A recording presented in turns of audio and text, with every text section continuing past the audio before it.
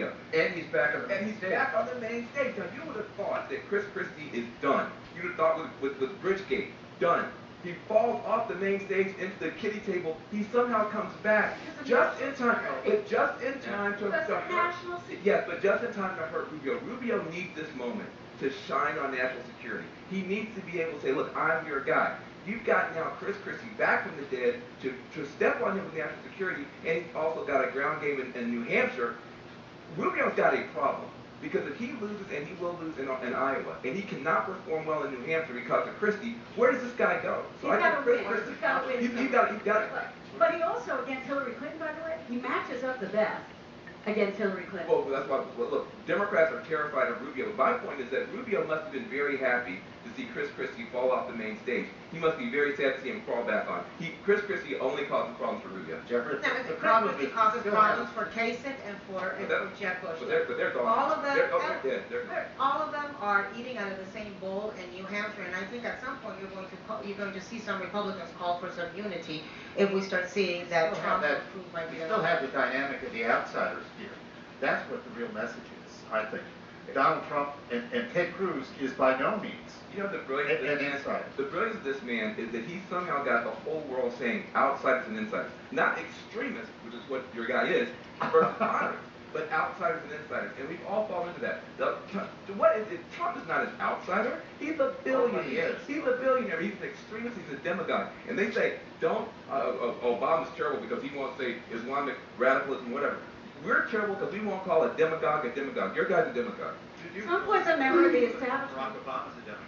What? I realize there are people thinking Barack Obama's a demagogue. I think the dynamic with Cruz on this outsider-insider is very interesting because he can lay claim to being an outsider despite the fact that he's an insider. The guy's been in government jobs for decades now. And yeah, he goes to Washington, and I think almost every other senator. Do you see Trump going after Cruz tomorrow and calling him a little bit of a maniac on that stage? I think he's smarter than that, and if he's been watching, and he does, if he's been watching TV today or listening to radio, he knows that his attack on Cruz on the maniac issue fell flat. He's gotten some attacks from Rush Limbaugh. He's gotten some attacks from Mark Levin, giants on the right-wing conservative media. So I think he's got to tread carefully because he's been very effective in the attacks that he's laid on Jeb Bush, on Marco Rubio, and practically everybody else. But the right-wing base likes Ted Cruz a lot, and he's got a lot of credibility. I don't think it'll stop him. I think Donald Trump will still go after Ted Cruz. I think he'll do it early. I think he'll do it often.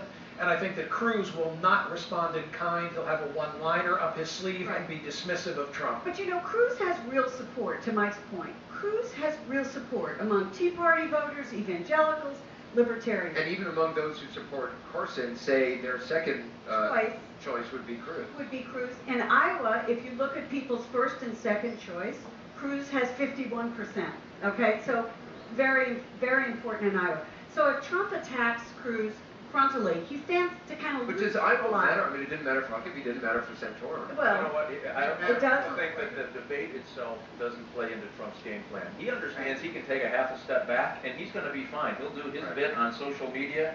He'll pick up the phone and get on any Sunday talk show that he wants without having to show up. I mean, he has something that's different than any other candidate. I think if they're sitting in the back room, they're probably giving advice. You just take it. You don't have to be head on.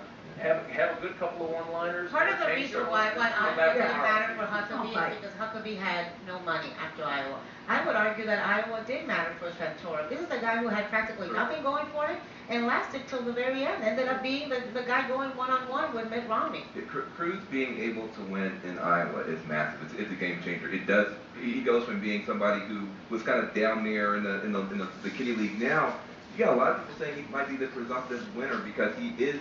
Trump has made him look more reasonable. Before he was look, Cruz is so lucky. On his national security stuff, in terms of surveillance, Rand Paul makes him look more reasonable. On his bluster, his right-wing posturing, Trump makes Cruz look more reasonable. So Cruz is being benefited by having a Rand Paul, by having a Trump. Cruz, it's his night. And Cruz seems all along to have just been waiting for Trump to fade someone. I mean, at the beginning, it seems like Cruz was playing a long war. He had a long vision. You know, he spent a lot of his August in the South, in those Super Tuesday states. After being in Vegas, he's going to go back down to the South.